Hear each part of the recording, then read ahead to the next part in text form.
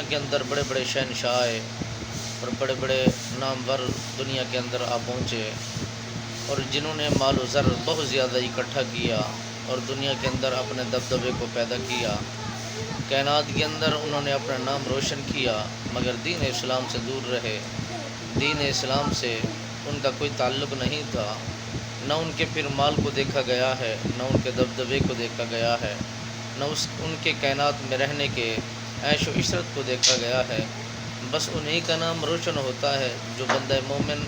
دین اسلام کے مطابق اپنی اپنی زندگیوں کو سنوارنے کا پورا طریقہ اپنانے کی کوشش کرتے ہیں، تو مالک بے نیاز ان کے لیے پھر راستے بھی آسان کر دیتا ہے۔ بھلے آزمائش جتنا بھی آئے، آسانی بھی اتنا ہوتی ہے، خوشخبریاں بھی اتنا ہوتی ہیں، مبارکباد بھی اتنا دی جاتی ہے۔ اگر مال و زر کی طرف دیکھا جائے تو دنیا کے اندر جتنے بھی غیر مسلم آئے، مال و متاع بہت زیادہ اکٹھا کیا،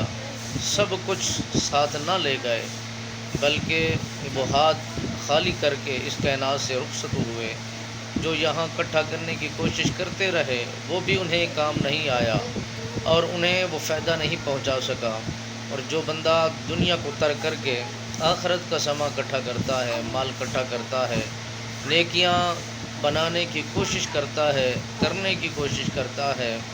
اور پھر مالک بے نیاز ان کے لیے آسانیاں بھی پیدا کر دیتا ہے، ان کے مرتبے اور شان میں اضافہ کر کے ان کی ترقی کا اعلان بھی کر دیتا ہے، اور ان کی زندگیاں خوشحال اور برکت والی ہو جاتی ہیں، اور اس طرح کے لوگ مبارکباد کے مستحق ہو کرتے ہیں اور ان کا نام روشن ہو کرتے ہیں، اور ہر بندہ مومن کی زبان پر انہی کے گیت گائے جاتے ہیں، نام لیے جاتے ہیں، مثالیں پیش کی جاتی ہیں۔